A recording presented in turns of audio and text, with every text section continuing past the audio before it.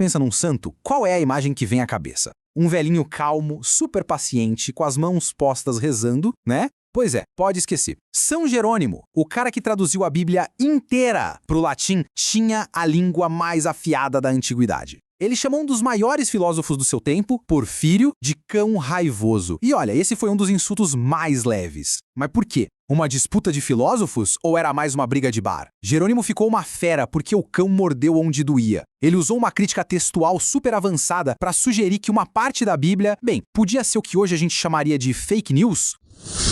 Esse é o Quem Disse, e hoje a gente vai mergulhar nessa treta intelectual que mostra que a relação do cristianismo antigo com o neoplatonismo não foi nada serena.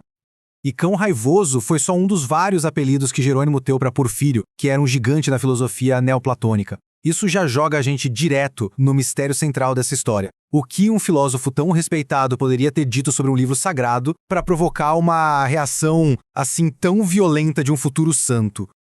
Ok, vamos entender isso melhor. Para sacar a dimensão dessa briga, a gente precisa primeiro conhecer os lutadores, né? De um lado do ringue intelectual, um dos maiores estudiosos da igreja. Do outro, um dos maiores pensadores do mundo antigo. Primeiro, Jerônimo. O cara era simplesmente brilhante. A tradução dele da Bíblia, a Vulgata, moldou o cristianismo no Ocidente por mais de 1000 anos. Mas ele era conhecido por essa defesa super acalorada da fé, não tinha medo de um bom combate de palavras.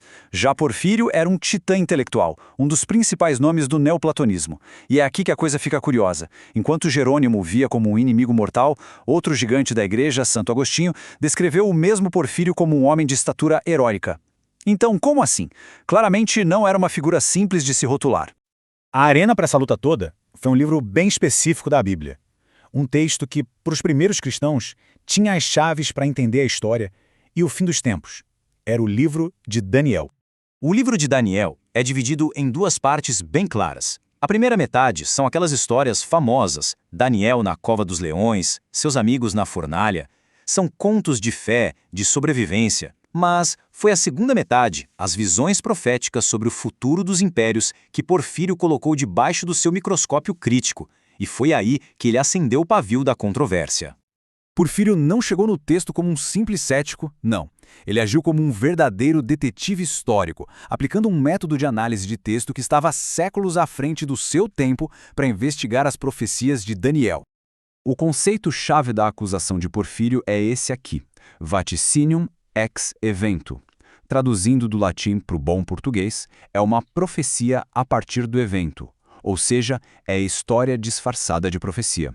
Porfírio estava, na prática, acusando o autor do livro de Daniel de ter escrito sobre o passado como se estivesse prevendo o futuro.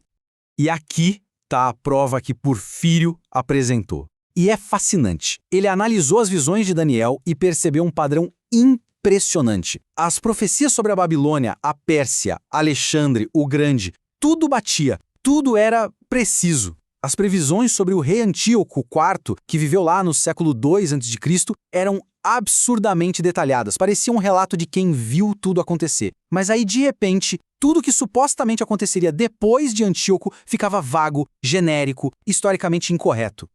A conclusão do Porfírio foi uma verdadeira bomba. Ele argumentou que o livro não foi escrito pelo profeta Daniel lá no exílio da Babilônia no século VI a.C. Na verdade, teria sido escrito por um autor anônimo 400 anos depois, bem durante a perseguição de Antíoco IV, para dar uma força e consolar os judeus no meio daquela crise toda. Ou seja, era um documento histórico de resistência e não a previsão do futuro distante. E aí, diante de um argumento tão bem construído, o que Jerônimo fez?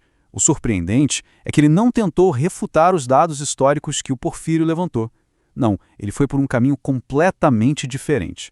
E essa parte é genial. Jerônimo basicamente concordou com a premissa de Porfírio. Ele admitiu, sim, as profecias são tão precisas historicamente que para quem não tem fé vai parecer história, não profecia. Ao admitir isso, Jerônimo se obrigou a criar uma estratégia de defesa brilhante em duas partes. Então, como ele se defendeu? A tática de Jerônimo foi dupla. Primeiro, um ataque pessoal, desqualificar o Porfírio. E segundo, uma jogada teológica super sofisticada, reinterpretar o significado daquelas profecias. E aqui está o pulo do gato da reinterpretação. Jerônimo disse que Porfírio estava certo sobre os detalhes históricos de Antíoco IV, mas que ele estava perdendo o ponto principal da profecia. Antíoco, com toda a sua maldade, era só um tipo, uma espécie de ensaio geral para um inimigo cósmico muito maior que viria lá no fim dos tempos, o Anticristo. Com essa manobra, Jerônimo manteve o poder profético do livro vivo para as gerações futuras de cristãos. E é isso que nos traz de volta ao xingamento inicial. Chamar Porfírio de cão raivoso não era só um ataque de raiva, era uma tática de retórica.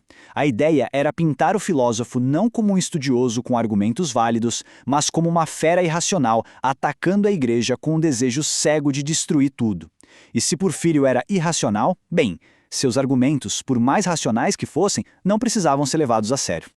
Essa disputa de 1700 anos atrás não ficou perdida na poeira da história, não. O confronto entre Jerônimo e Porfírio ecoa até hoje e acabou definindo muito do jeito como a gente pensa sobre textos sagrados, história e interpretação. O legado desse debate é gigantesco. Foi um dos primeiros grandes embates entre uma leitura baseada na fé e uma análise histórico-crítica de um texto sagrado.